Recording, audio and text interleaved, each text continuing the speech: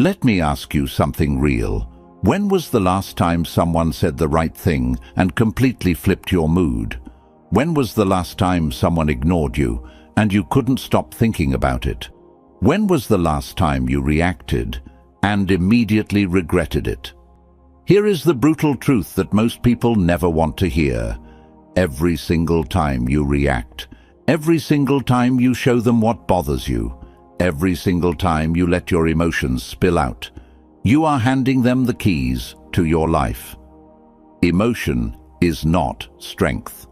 Emotion is a handle. And the moment someone knows your handle, they don't have to force you, they just pull. Think about it. The more you feel out loud, the more predictable you become. And the more predictable you are, the easier you are to manage, to manipulate, to move like a piece on a board. The world, this cold, calculated world, is not run by the loudest people in the room. It is not run by the most passionate, the most expressive, the most open. It is controlled by those who withhold, those who observe, those who reveal nothing and take everything. Most people think caring deeply is a virtue. They think wearing their heart on their sleeve makes them real, makes them relatable. And sure, in poetry maybe, but in the real world, in relationships, in the game of power, caring too openly is exposure, and exposure creates vulnerability. And vulnerability is what gets you used. Machiavelli understood this more than 500 years ago. He studied rulers, courts, and betrayals, and what he found again and again was one central law. Control belongs to the one who is least emotionally dependent. Read that again. Not the strongest, not the smartest, not the richest, the least emotionally dependent. Because power is not about how much force you have. It is about how little leverage others have over you. Now, before you close this video thinking this is about becoming cold, becoming heartless, becoming a robot, let me stop you. This is not about that. This is about something far more powerful. This is about becoming unreachable, still present, still engaged, still fully alive, but impossible to shake, impossible to move without your permission. These are not habits. These are not tips. What we are going over today are control mechanisms, 7 of them. And each one, when you put it into practice, removes one more way for the world to push you around.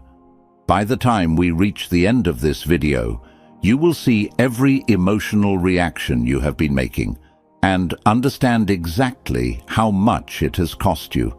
And more importantly, you will know what to do instead. Before we move forward, I want you to drop this affirmation in the comments. I control my reactions. Are you ready? Let's get into it. Number 1. Conceal your emotions to eliminate weakness. Your emotional reactions are not private. Every time your face tightens, every time your voice shakes, every time you go quiet when someone brings up a certain name, you are broadcasting. You are sending out a signal to everyone watching that says, "This is where I hurt. This is what I care about. This is what you can use against me." People do not guess your weakness. They observe it. They watch you. They test you. They say something off, and they watch your eyes. They ignore your message, and they watch how long it takes for you to follow up. They cancel plans, and they measure how fast you reach back out. They are running experiments on you every day without a lab coat. And every visible reaction is data. Data that builds a map of exactly where to press to get what they want from you. Your boss, who knows you get anxious when projects are criticized, uses that to keep you working overtime. Your ex, who knows you still flinch at certain memories, uses that to stay in your head. Your competitor, who knows your pride flares up when challenged, uses that to push you into bad decisions. This is not paranoia. This is how human beings operate. Power goes to the one who knows more while revealing less. Expression turns your internal world into external information. The moment you show it, it is no longer yours. It belongs to whoever is watching. So what is the move? The strategic move is simple. Reduce your visible reactions. Reduce your attack surface. Not forever, not with everyone, but deliberately, especially when there is something at stake. When someone delivers bad news, do not let your face collapse. When someone challenges you, do not rush to defend. When someone tests your limits, do not immediately show them where the line is. Make them guess. Keep them unsure. Because what they cannot read, they cannot target. This does not mean becoming fake. It means becoming disciplined. There is a difference. Fake people pretend to feel something they do not feel. Disciplined people feel deeply, but they choose when and where and how much of that feeling becomes visible. The face you show the world is a tool. Use it intentionally. A calm face in a storm is not absence of feeling. It is control, and control is power. Stop letting your face be a mirror of everything happening inside you. Let it be a mask, one you choose to lower only when it serves you. Lesson 1 is not about hiding who you are. It is about protecting who you are. Drop this affirmation in the comments. My silence is power. Number 2, eliminate all needs to become non-negotiable. Here is where it gets uncomfortable, because lesson 2 does not just ask you to control your face. It asks you to look at what you actually want from people, what you need, what you are quietly, constantly, hoping someone will give you. Need creates dependency, and dependency removes control every single time. Think about the relationships and situations in your life where you feel the weakest. I would bet real money that in almost every case, there's something you want from that person or situation. Validation, attention, closure, approval, a response, an apology, recognition for what you have done. The moment you want something from someone, the moment you need something from them, you have handed them positional advantage. You have moved yourself into the lower seat at the table, because now they have something you want, and that gives them leverage over you, whether they use it or not. This is why some people stay in relationships that drain them for years. They need to feel chosen. This is why some professionals never leave toxic jobs. They need the validation of the title. This is why some friendships feel one-sided forever, because one person is always needing, always hoping, always waiting, and the other person, consciously or not, keeps them in that position. The power shift happens, and this is critical, when you become genuinely willing to walk away. When you are okay if the deal falls through. When you are okay if they do not reply. When you are okay if the relationship ends. Not because you do not care, but because you refuse to give anyone that kind of hold over your choices. Non-attachment removes all pressure points. When you need nothing from someone, they have no card to play. There is nothing to withhold, nothing to threaten, nothing to use. You become non-negotiable because there is simply no angle from which to pressure you.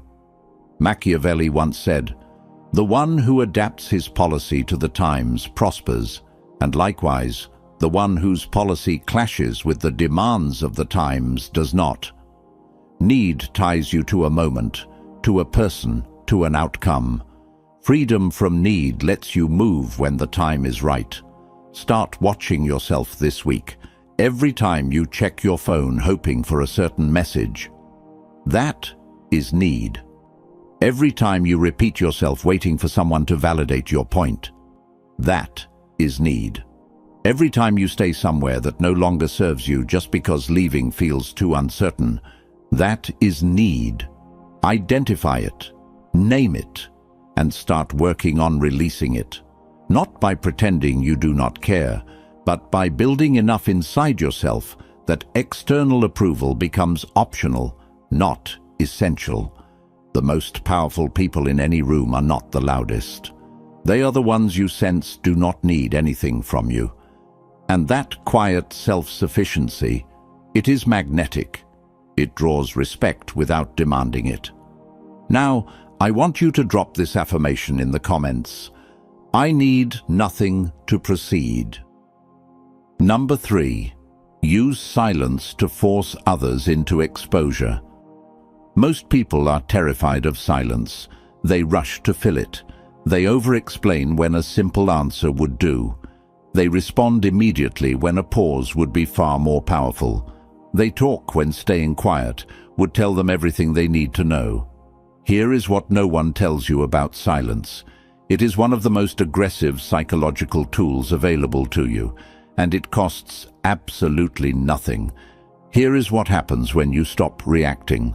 When someone says something designed to provoke you and you say nothing, they immediately start questioning their approach. Did it work? Did it land? Should they push more? Did they go too far? The silence forces their mind to fill the gap. And in filling the gap, they reveal themselves. People who are trying to manipulate you rely on your reaction to confirm their position. Your anger tells them they found a nerve. Your defense tells them the accusation was close to true.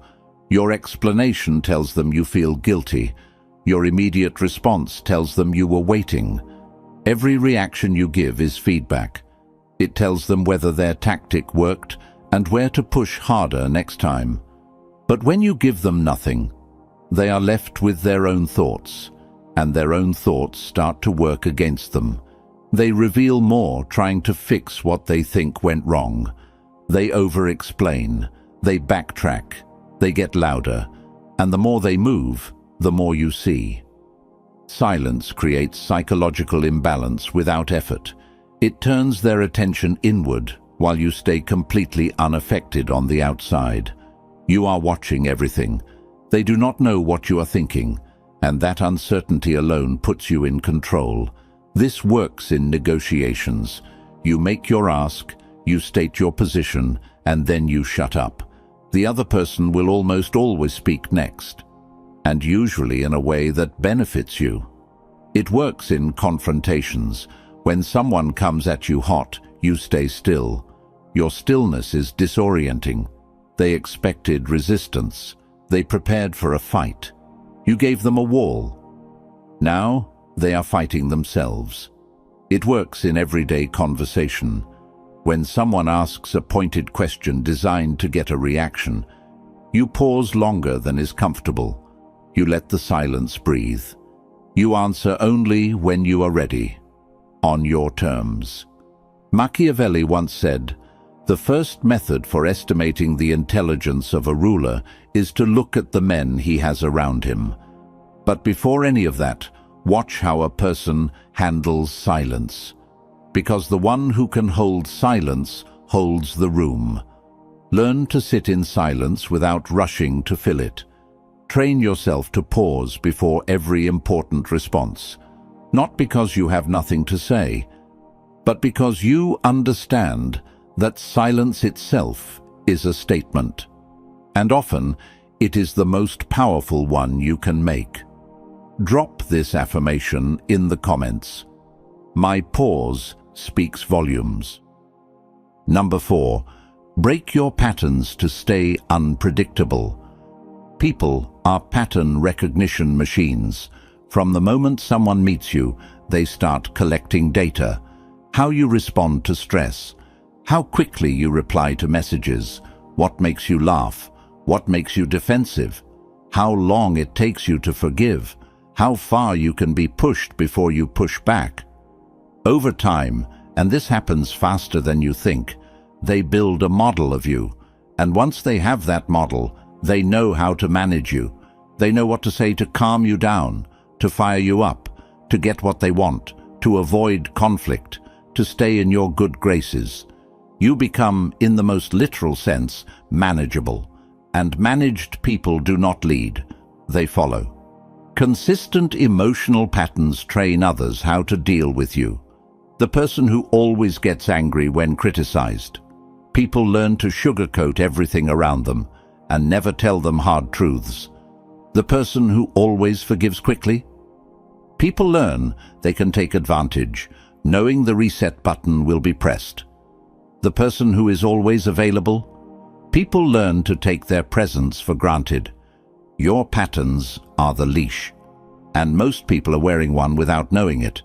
Controlled unpredictability removes their ability to plan. When people cannot predict you, they cannot prepare. When they cannot prepare, they cannot execute whatever game they were running. They become cautious. They become hesitant. They move more carefully around you because they genuinely do not know what to expect.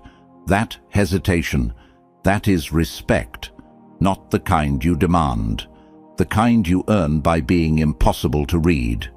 This does not mean being erratic or chaotic. Random behavior is not the goal.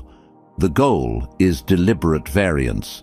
You are the same person with the same values, but you express yourself in ways that cannot be boxed in. Sometimes you respond immediately. Sometimes you take 3 days. Sometimes you agree. Sometimes you push back on things you used to let slide. Sometimes you are warm. Sometimes you are all business, always in control, never in a formula. Break the patterns people have come to rely on, not to be difficult, but to protect your freedom. Because once someone fully understands your pattern, they own it. And if they own your pattern, they own a piece of you. Machiavelli once said, "A prince never lacks legitimate reasons to break his promise. Patterns are promises you never officially made, but others are holding you to anyway. Break them deliberately. Start small. Change one consistent behavior this week. Respond at a different time than usual. React differently to something that normally gets a predictable response from you. Watch how quickly the dynamic shifts. Watch how people recalibrate. That moment of recalibration, that is your power returning. Drop this affirmation in the comments. I am never predictable." Number 5. Withdraw attention to increase your value. Here is a truth about human psychology that nobody wants to admit. We do not fully appreciate what is always available. Think about the people in your life who show up every single time, no questions asked. Who respond the moment you reach out? Who are always there, always warm, always consistent? And think about how often you take that for granted. Not because you are a bad person, but because the brain assigns value based on scarcity. What is rare is precious. What is constant fades into the background. Attention is a currency, and like all currencies, it loses value when there is too much of it in circulation. When you give your attention generously and freely, to everyone all the time, without any filter, you are not being kind. You are devaluing yourself. You are telling people at a subconscious level that your attention costs nothing. And people treat free things the way they treat free things. They use them and move on without thinking twice. But when attention is reduced, when people have to wonder whether they have it, when they realize it is not guaranteed, when they feel the absence of something they used to receive without effort, something changes. They compensate, they invest more, they reach out, they try harder. Not because you asked them to, but because scarcity creates pull. This is not manipulation. This is alignment, aligning how you give your attention with how much it is actually worth. The irony is that most people do the exact opposite. When they sense someone pulling away, they lean in harder. They give more. They become more available. And in doing so, they make the problem worse. the other person pulls further. The dynamic shifts further, because now the imbalance has been confirmed, and your increased availability just confirmed your lower position. Step back instead. Let the silence exist. Reduce your responses. Make yourself slightly less reachable. Not in a punishing way, not as a game, but as a genuine reassertion of your own value. Let your presence become something that has to be earned. Machiavelli once said, "Men are so simple and so much inclined to obey immediate needs that a deceiver will never lack victims for his deceptions."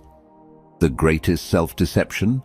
Believing that more availability equals more love, more respect, more connection. It rarely does. Start treating your attention like your rarest resource, because it is. Your focus, your time, your emotional energy, these are finite. When you scatter them freely, you will find them returned to you sparsely. When you hold them with intention, you will find others showing up differently around you. Value increases when access decreases. That is not cruelty. That is reality. I want you to drop this affirmation in the comments.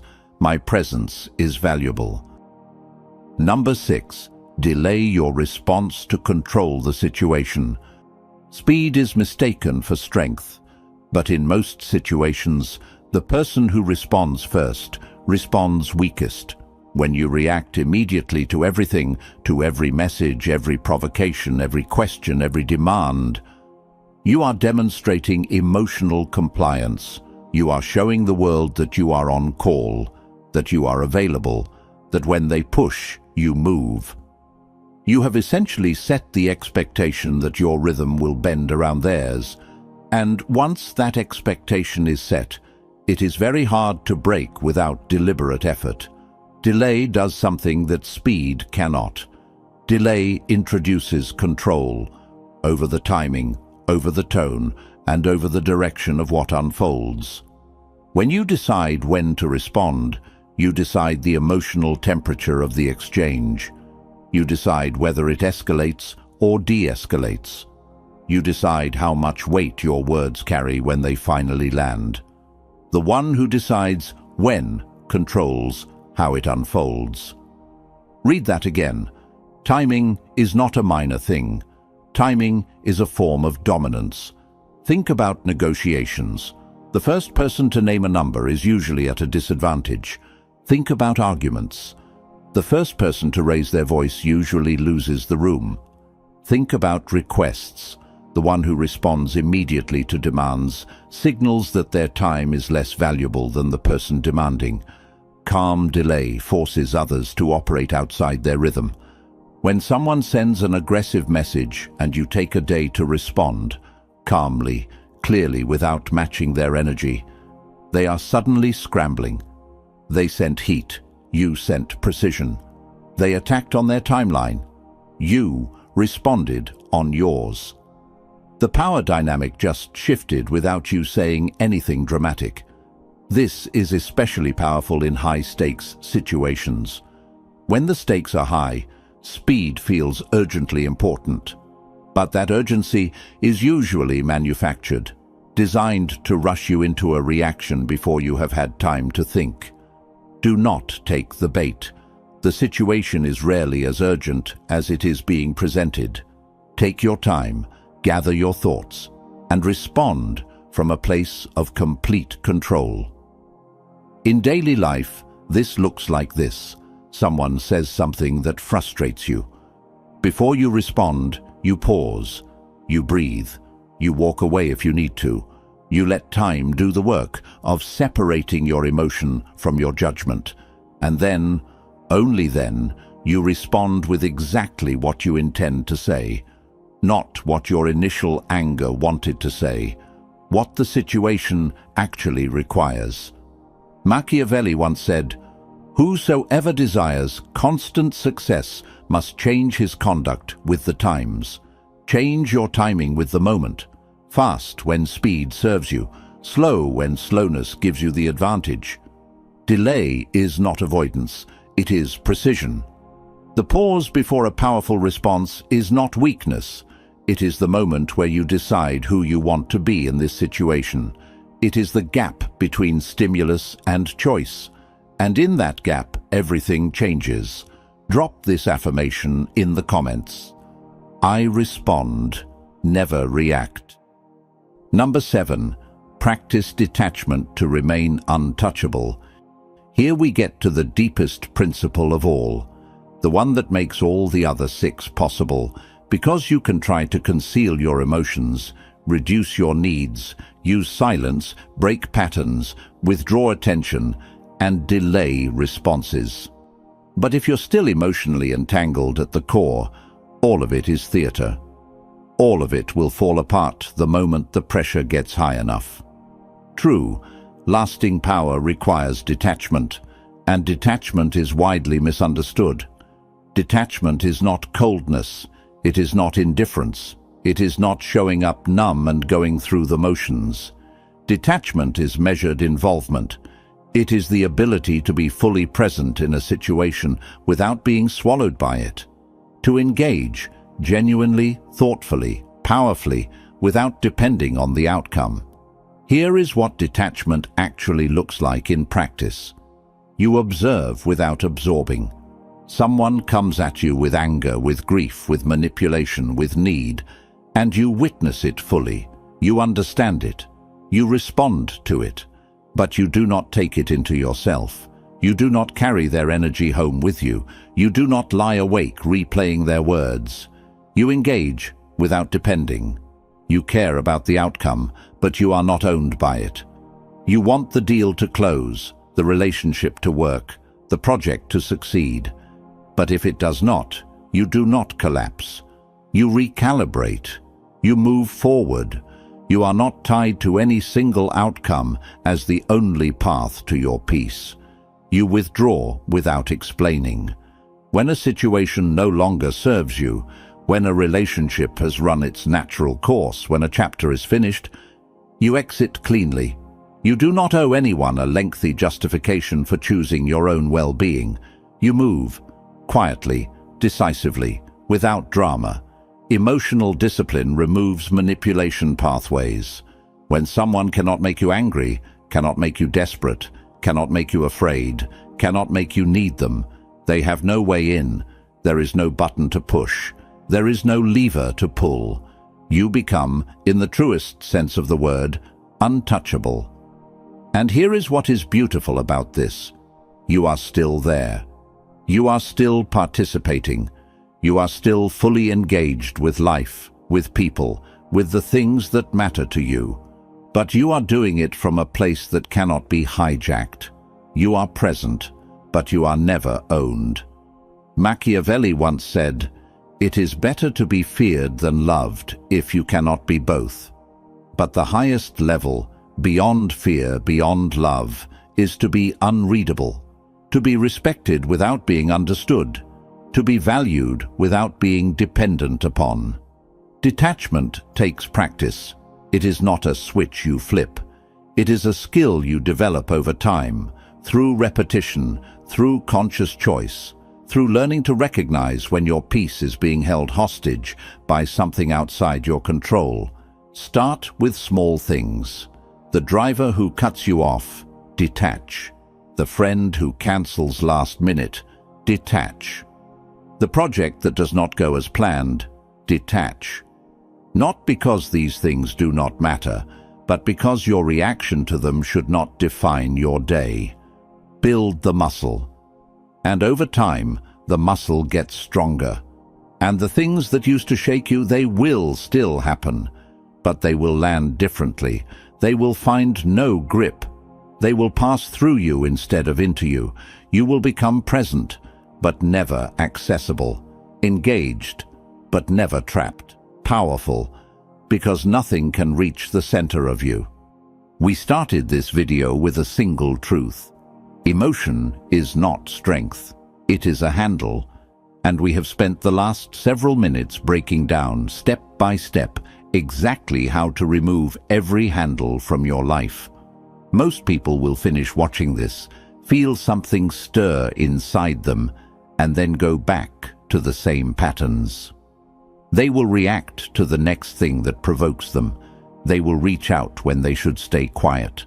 They will show their hand when they should hold it. They will keep making themselves emotionally available to everyone, and they will keep wondering why they feel out of control. But a few people watching this, maybe you, will actually sit with what was said, and they will start to shift. Here is the summary. Power is not force. Power is not volume. Power is not status or money or influence. Real power is emotional independence under pressure. It is the ability to stay still when everything around you is in motion. It is the ability to observe without absorbing, to engage without depending, to walk away without explaining.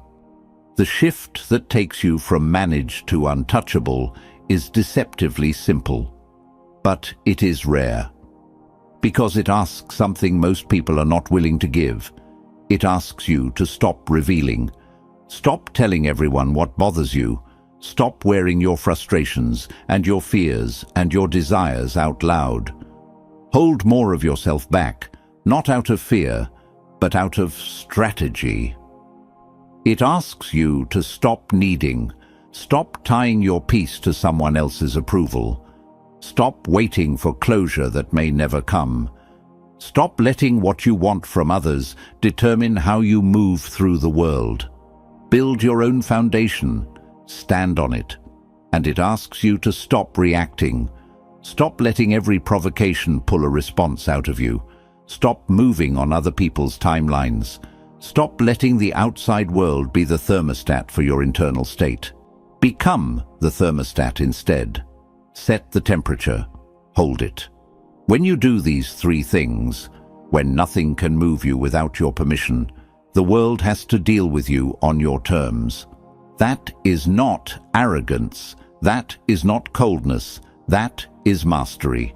If this video opened something up for you, if you felt something shift while watching this, then I want to ask you to do three things right now. First, hit that like button. These videos take real work, and your support is what keeps this channel going. Second, share this with someone who needs it. Someone you see giving away their power every day and does not realize it. And third, subscribe to this channel if you have not already. We put out content that most people are not ready to hear, but that the right people cannot afford to miss. Drop your final affirmation in the comments below. Prove to yourself, and to everyone reading, that you're walking out of this video different than you came in. The final law of this entire framework is this: when nothing can move you, nothing can control you. And that is the identity you're building. Not a cold person, not a distant person, not someone who stops caring about life or people or outcomes, but someone who participates fully and is never, ever owned by any of it. Become the one who observes without attachment. Become the one who operates without being influenced. That is your power. Claim it. Drop this final affirmation in the comments. I am untouchable